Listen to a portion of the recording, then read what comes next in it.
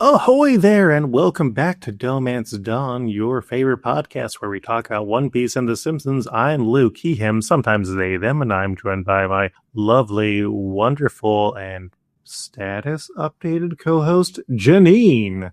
Hello, my name is Janine Juliet. My pronouns are she, they, and today, maybe for the only time, I'm going to have a third thing to say because I got engaged recently. Hell yeah. Congratulations. Welcome to the club. Thank you very much. I'm very happy for you, my friend, and I'm glad that we have all the audience who is also getting to celebrate this moment with you now if they do not follow you on Blue Sky. Yep, I have not posted anything about it on Instagram yet. Fair enough. Anything else you want to do before we get into the episode? Not that I can think of off the top of my head unless you have something. There's a soundboard button that I forget what it does. Let's see. Oh, so hard to resist. Mesquite grilled onions, jalapeno relish. Wait a minute. Those are Southwestern ingredients! Mango lime salsa? That's the kind of bold flavor they enjoy in Albuquerque! That's right, motherfuckers. Everybody's favorite segment of the show is back. It's the 2026 Isotopes concession lineup reveal. Janine, are you ready for this? More than I've been ready for anything. Please continue. Also, thank you to Andie, our wonderful editor, for putting that clip together. All right, batter up. Are you ready for your first swing, Janine? I sure am. Available at the Pecos River near Section 114 is the Farm Team, a triple threat lineup stacked into one unforgettable sandwich. This turducken-inspired creation layers a crispy fried chicken cutlet with tender roasted turkey and rich smoky duck bacon for a true triple threat of flavor.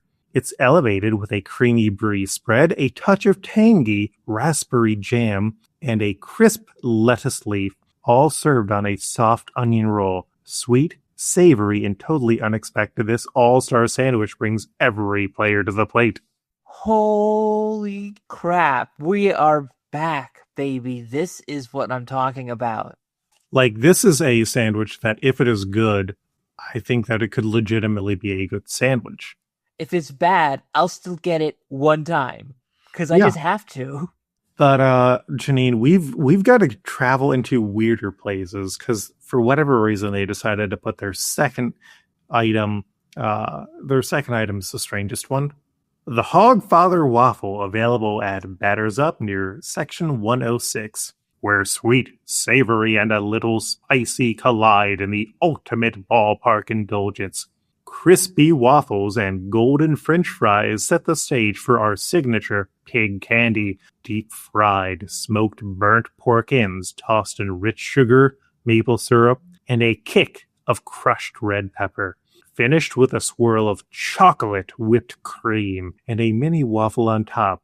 This over-the-top creation is a bold, unforgettable flavor ride from first bite to last.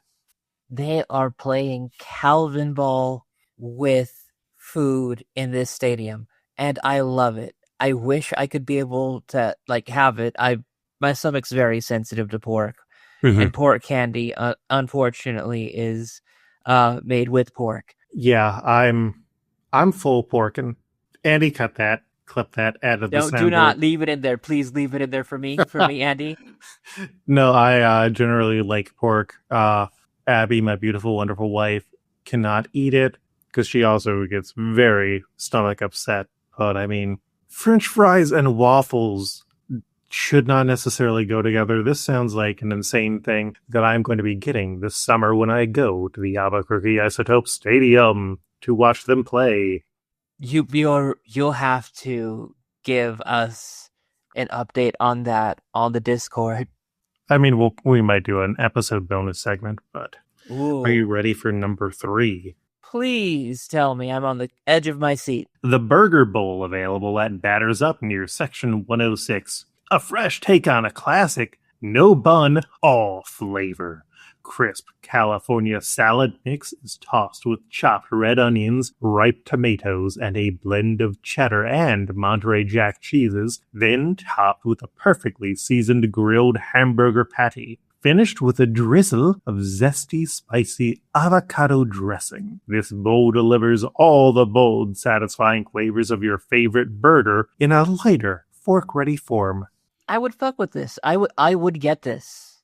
I am also sending you the image that they have of at least some of the menu items. I don't think the burger bowl is on there. You can at least see the turducken sandwich. And our fourth item, hot diggity dog popcorn, available at the popcorn cart near Section 103. Step up to the plate for a ballpark combo you didn't know you needed. This crave-worthy creation starts with fluffy, freshly popped popcorn and brings a heat with crispy, golden fried hot dog slices that have been tossed in a sweet and spicy seasoning that hits all the right notes.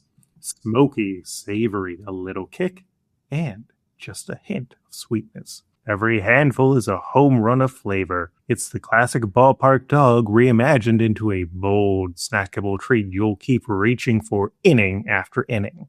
This is amazing. I'm looking at a picture of it right now, and if there is anybody that could be able to get this before Luke gets his hands on it, I would love to see exactly like how big these hot dog pieces are and what is the consistency, what is the density of it. Is it a quick crisp? Do they have like more of a jerky kind of give? I gotta know. Up next, Fiesta Nachos, available at Batters Up near Section 106. A flavor-packed celebration in every bite. Crispy tortilla chips are stacked high with 3 savory beef taquitos and 3 zesty chicken taquitos, then drenched in gooey hatch green chili nacho cheese for that bold New Mexico kick. Finished with creamy guacamole and a splash of tangy salsa.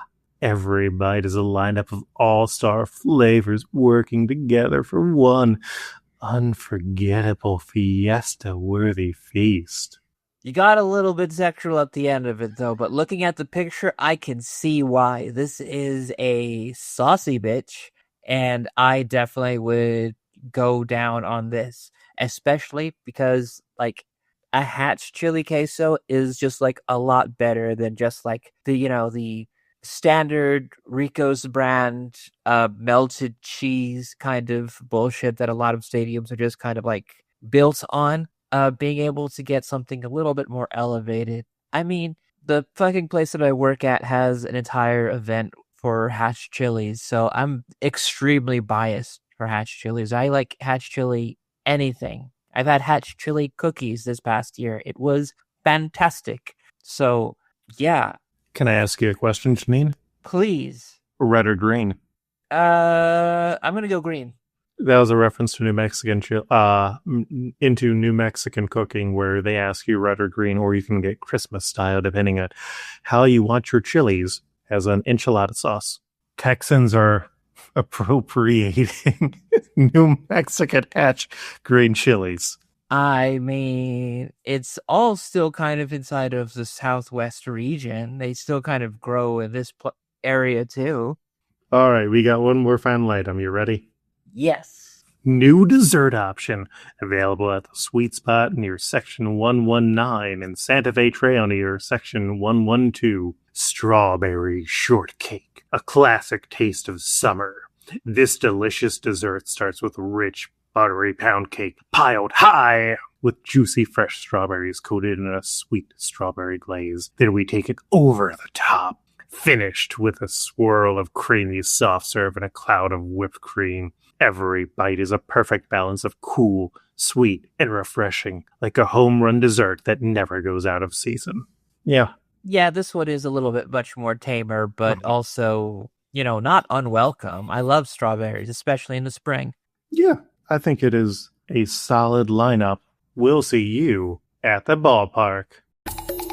All right, so the episodes we were covering initially ran between February 17th and March 31st of the year 2013. The first episode is Hardly Kirking. After Marge bans the TV for 24 hours, Bart ends up making Milhouse look like Kirk, his father, on accident, and they realize they can use it for pranks. Eventually, when Lisa wants to go to a jazz club, they decide to use Milhouse to help them get there, but they need to get money. Meanwhile, in the B-plot, Homer gets really good at hidden object puzzles and ends up going to look for the kids. Homer and Marge step in before Milhouse ends up making out with an adult woman at a timeshare presentation that they all went to try and get money to go to the concert. And while Milhouse is ultimately in trouble, he gets to tell his dad that he's excited to end up like him. It has a lot of good bits, and except for maybe getting a bit too close to Milhouse making out with an adult woman, like, this was a solid gags, simple story.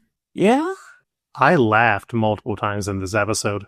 Yeah, but there was a lot to like about this episode, and one thing to really not like about it, but luckily, while they did play that one pretty close to the edge, it ultimately did not become, like, a very special episode. It didn't turn into a big situation. Yes, and I was very happy to completely move on to whatever the hell the episode was going to do next. Yeah, this was better than I think all the past few episodes this season that we've had combined. Probably the best version of Kirk that we've gotten. Still pathetic, but willing to take a risk. Yeah.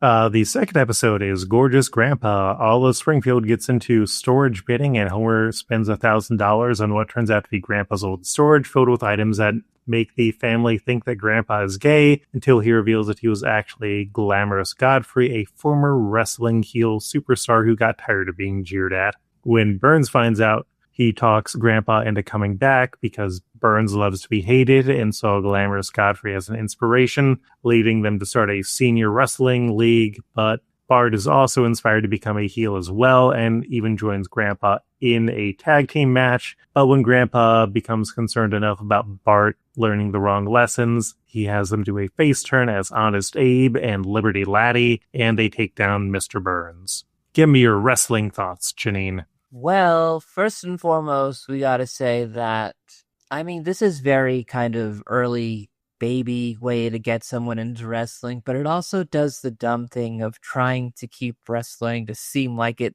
looks real, despite the fact that they do call it fake. All of the bad stuff, all of the cheating that's done inside of wrestling is agreed upon by both parties and is usually set up by a booker. So, like, it's not a big deal. In fact, assholes like Bart go pretty far inside of wrestling before they end up doing something stupid or going too far and end up ruining it all.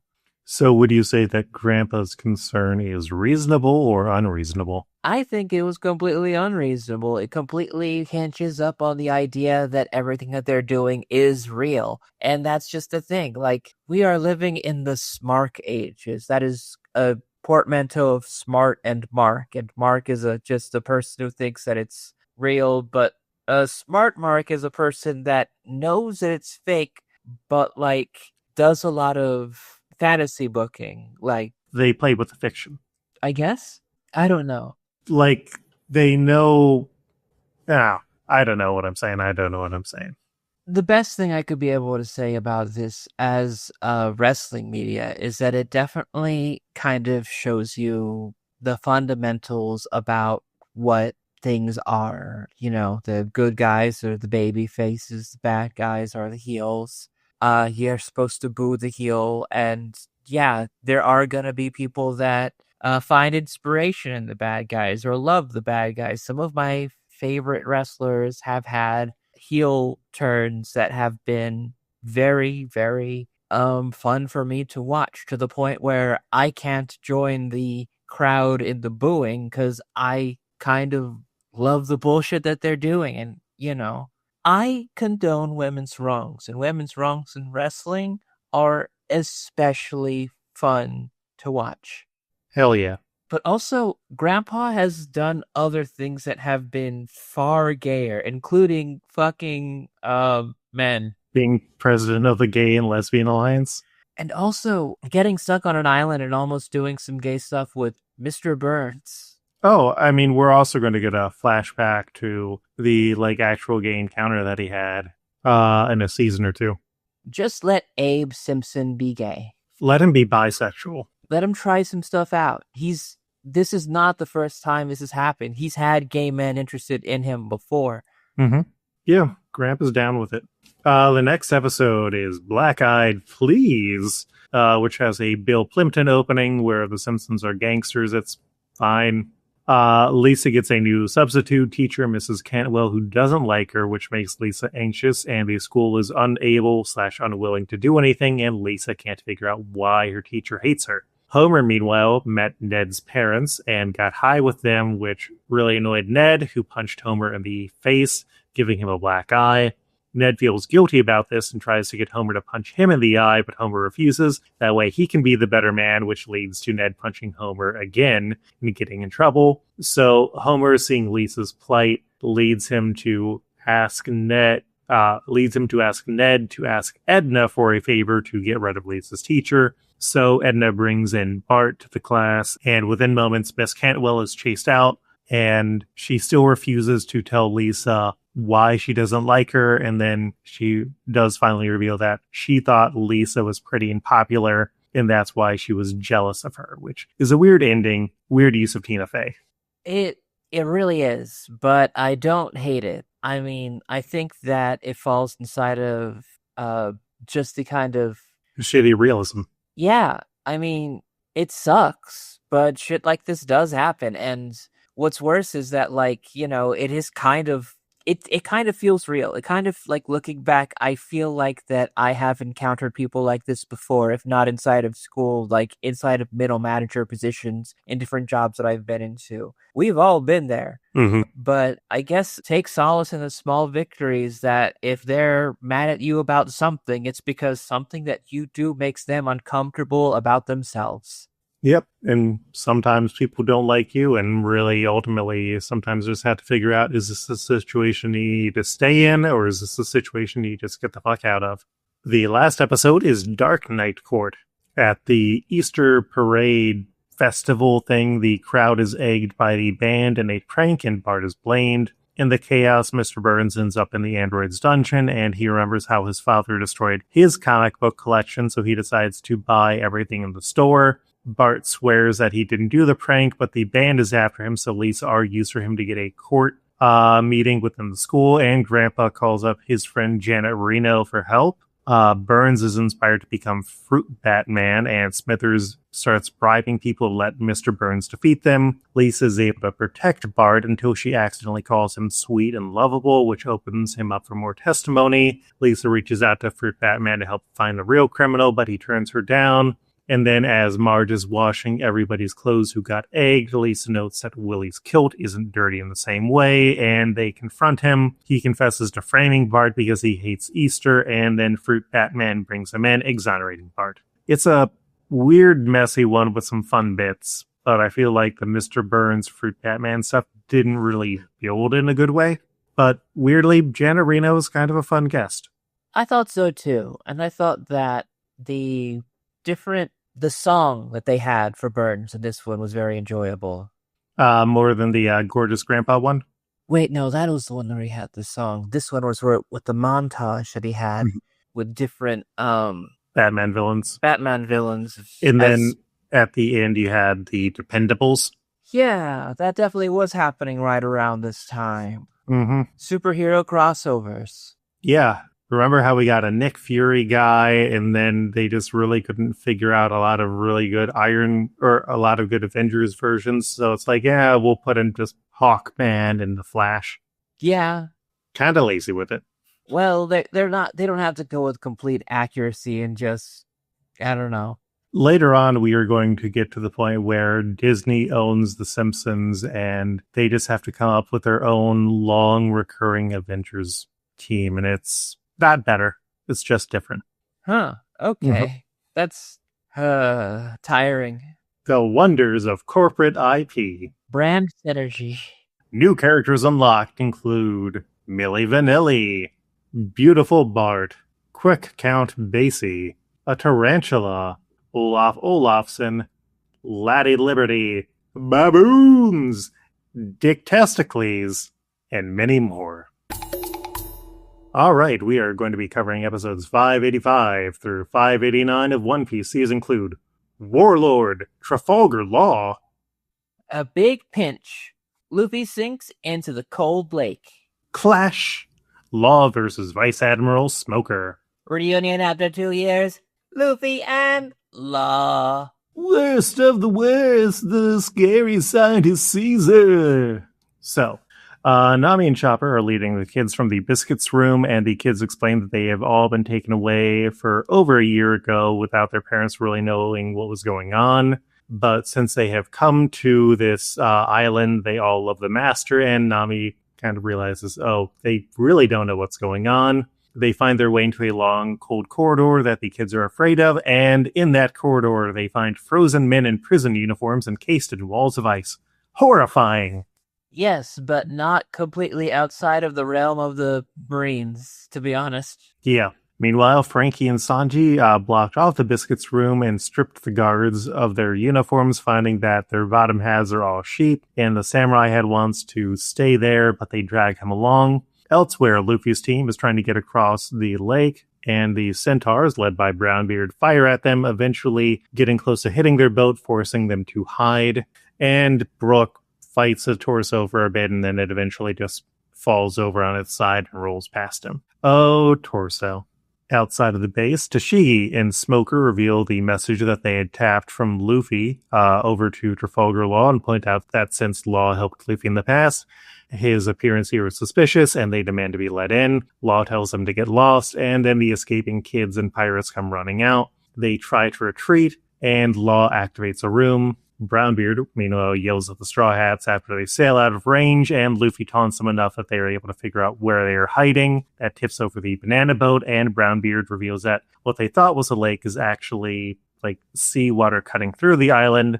So Luffy and Robin are weakened by that. Luckily, Brook shows up in time to freeze the centaur's gums, and because there are sharks in the seawater, Zoro is able to defeat them, allowing everyone to get out of the water. But because they are on the frozen part of the island now, they start freezing, and their eyes immediately drift to, hey, those centaurs all have coats. Let's fucking steal their coats. And then they steal their coats. It's great. Yep.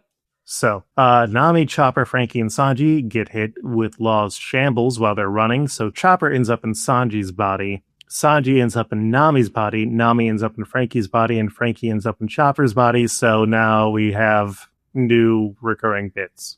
Outside, Law destroys the G5 ship by breaking it up, stealing everyone's transponder snails and messing up a bunch of the men. Tashigi attacks and tries to fight Law, but he breaks her sword, and so Smoker moves in to protect her, and Law brings the ship down, forcing the Marines and Tashigi to try and get out of there.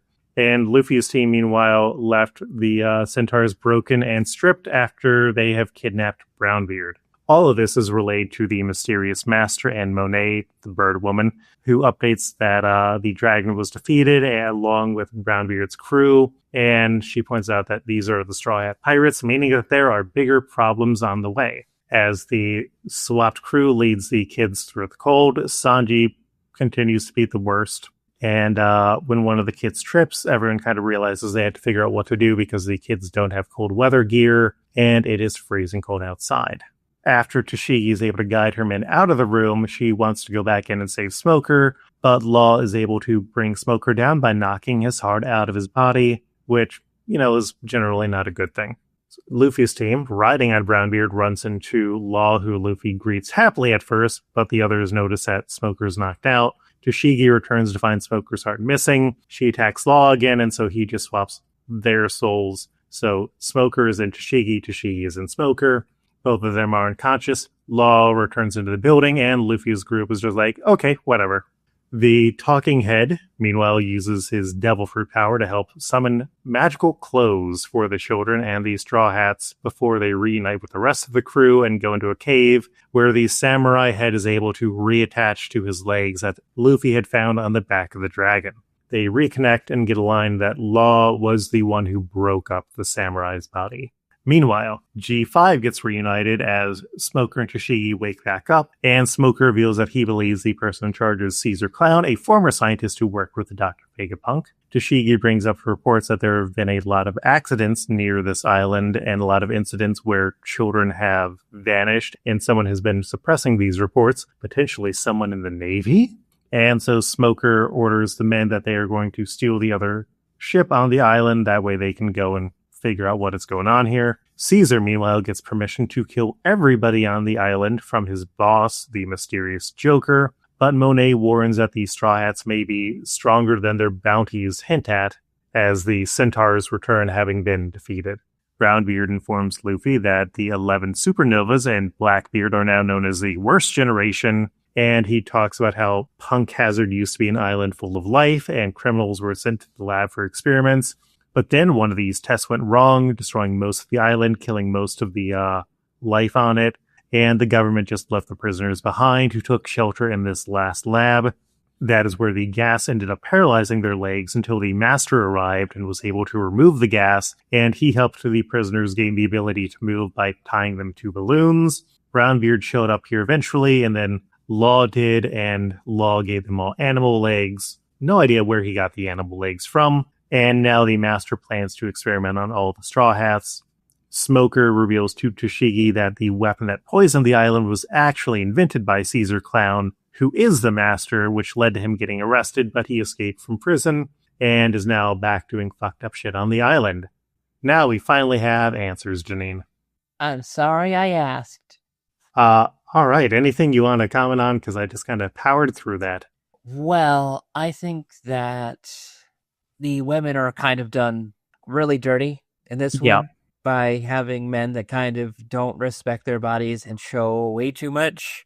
Get them. It sucks. Yeah, especially because Toei kind of overdoes it. Like, we are getting to Toei loving to like increase everyone's breast size by like 2 sizes, and not having tact. Not that Oda doesn't have a lot of tact, but yeah, like Smoker titty out into Toshigi's body is especially egregious. Don't like it. Mm-hmm. Toshigi is kind of young. We try not to sexualize her here. Yeah, I do really appreciate how Toshigi has gotten much better characterization in the live action show in season 2 than she unfortunately gets in most of the anime and manga, because Oda didn't really have a long-term plan with her, it seems. Yeah, and it seems that she's very dismissed by everybody inside of the fucking ship. Yeah, well, and her big problem is, to achieve her goal, she has to defeat Zoro, but to achieve his goal as a main character, he can't be defeated again. And it's like, yeah, this means that just Toshigi will never actually have a real win for the most part, because she serves more as a reminder of Zoro of someone who he lost than as a viable rival. Yeah. Sexism. And hey, we all love the master now, don't we? Sure. He gave me new legs, but my other ones stopped working, and now I'm a deer person or some shit. I mean, if you had to be a centaur, what animal's legs would you want? That is a really good question. Mm-hmm. Send in your suggestions and we'll read them out on the air on our next episode. Not our next episode, but our next canonical episode. All right, we have 2 characters to match, so let's get to it. I didn't change any of my picks from last time because really I am confident about my 2 main ones, which are Lois Penny Candy for Monet and Caesar Clown is Frosty the Clown. Who do you have? Well, for Monet, let's see. My Rodrigo pick for this section is Janet Reno. And I also threw down, I forgot what I chose before in the last episode, but for this one, last episode, you had Angel Skinner. That's right. I'm kind of get Helen Lovejoy vibes if I want to go with someone larger, but I don't know too much about Monet, and I think I would be open to like deferring to your choice. So we also did get a listener suggestion. Ooh. That one welder guy suggested Gloria as Queen of the Hotties, but I think we will have a better opportunity to use her later. And I guess the pick that we have for Caesar Clown, Mike P backed my suggestion of Krusty. Who do you have for Caesar? Caesar's been a lot harder. Mm-hmm. Because I do know my last pick for this one was the Ice Bishop of Beverly Hills. Mm-hmm. And my Rodrigo for this pick is Glamorous Godfrey.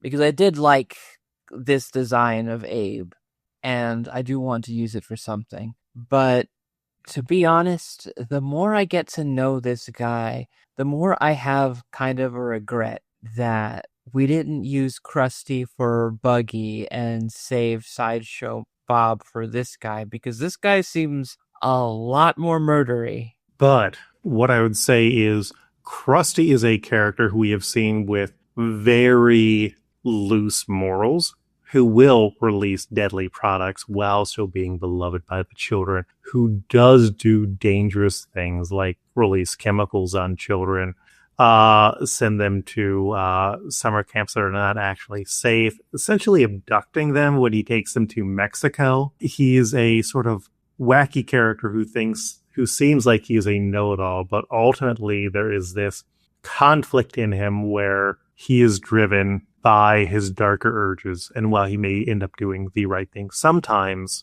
I don't think we can trust him to do it all the time.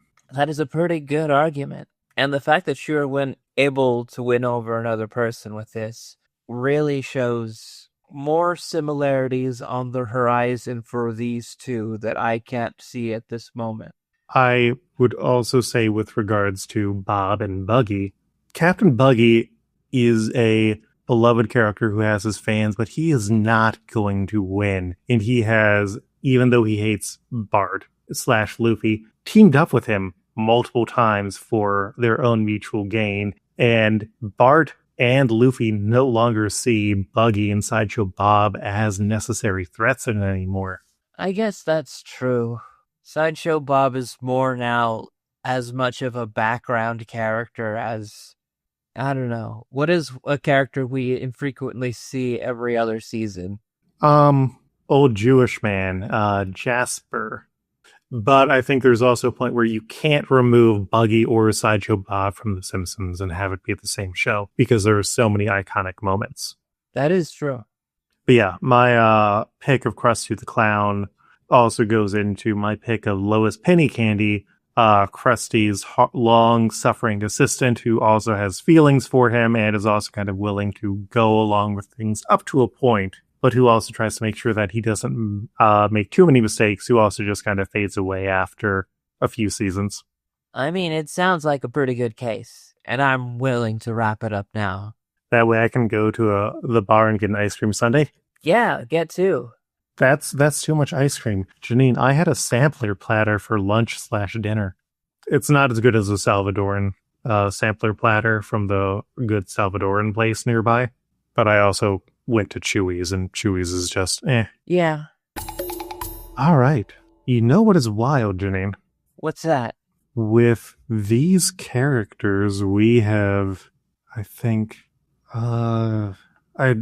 we had initially planned on having a guest episode this week, but then I confused Australia and the United Kingdom with regards to time zones, and that caused some issues. We have picked 898 characters. That doesn't feel real, but we've been doing this for a while. Yes. We have tabled 18 times. So these were numbers 915 and 916. So I believe we are almost at number 900, which is wild. So next episode, we'll be getting episode 900. So make sure to put your suggestions in for Mobanfi. Mobanfi. Number 900. Mobanfi. I mean, it's better than how it was almost Bald Parrot. I'm glad it wasn't Bald Parrot. DohMance Dawn is a semi-weekly podcast. We have new episodes every other week. You can find more out about the show at DohManceDawn.com or by following us on Blue Sky, and we also have a Discord that you can join. Janine, where can you be found online? You can find me online on Blue Sky. That is JanineJuliet.biscuit.social. I'm also on Instagram sometimes. I'll do an engagement announcement on that one soon. Potentially by the time this episode has gone up. Yeah, so check that out. I also do a podcast with Flighty Butt Last called Wrestle Girlies that updates whenever the hell I feel like it. I haven't felt like it for a little bit, so just be cool. Luke, where can people find you on the information superhighway? You can find me most places as at Coltreg, KOLTREG. I'm mostly active on Blue Sky, Discord, and Reddit. Our podcast was edited by Andie, who is a wonderful human being, and I am so thankful for how good she makes this show sound. Everybody say thank you, Andie, right now. Thank you, Andie, right now. And if you didn't say that, we'll know. Our podcast cover this week is by Kris Dobbins, who you can find most places at Kris Dobbins Art. That's KrisDobbins art.com or at bisky.social. They can be hired to do art and design work like the cover for this episode. We'll be back in 2 more weeks with a movie special as we cover Chopper's Kingdom on the Island of Strange Animals. Prepare for things to get wild. Peace and smooth sailing.